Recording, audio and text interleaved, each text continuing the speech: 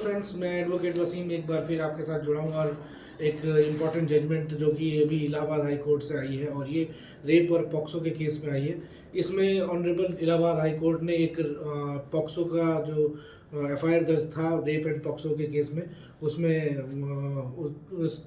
FIR में अपहरण का भी, जो किडनैपिंग का भी मामला दर्ज था, उनको पूरी तरीके से रद्द कर दिया उसको और आरोपी को बरी कर दिया। उसमें मैं आपको पूरी कहानी बता देता हूँ। इसकी केस की पूरी स्टोरी ये है कि अप्रैल 2024 में एक नाबालिग लड़की को, as per the allegations of the complainant नाबालिग लड़की का पिता है, तो उसने एक कंप्लेंट दर्ज कराई पुलिस में, एफआईआर दर्ज कराई, जिसमें ये बताया गया कि उनकी नाबालिग बेटी को अपहरित कर लिया गया है, अब्डक्शन कर लिया गया है और ज़बरदस्ती उसके साथ शादी करने का दबाव बनाया गया है। और इसके चलते यूपी पुलिस ने उसमें केस में उनकी जो स्टेटमेंट थी कंप्लेनेंट की, उसके ऊपर पॉक्सो का और उसका अपहरण का केस दर्ज कर दिया। और इसमें करीब एक साल बाद 2025 में, जून 2025 में जब वो लड़की बालिग हुई, तो उसने कोर्ट में प्रेजेंट होकर खुद ये बोला कि मैंने आरोपी से शादी कर ली है और उसे आरोपी ने मेरे साथ कुछ नहीं किया है, और जो कि उत्तर प्रदेश विवाह पंजीकरण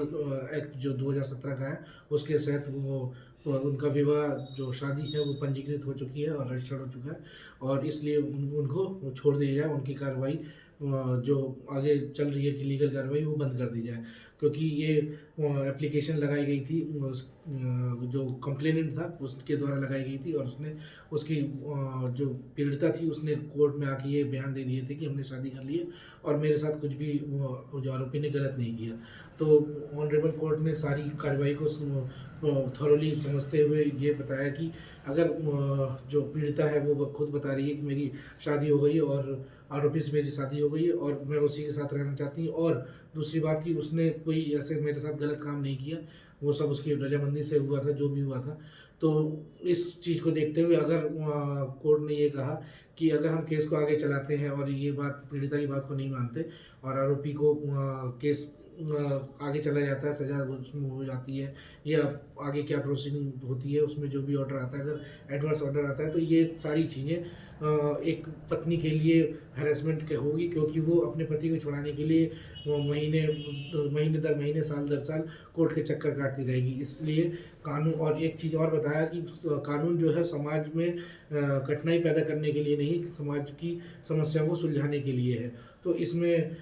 ये आदेश दिया गया ऑनरेबल इलाहाबाद हाई कोर्ट के द्वारा कि जो प्रोसीडिंग है, जो केस है, मुकदमा है, वो रद्द किए जाए, और जो भी नीचे लोअर कोर्ट में जो उसकी केस की तारीखें चल रही हैं या केस की प्रोसीडिंग चल रही है, उसको सबको रद्द कर दिया जाए और दोनों आरोपी और पीड़िता को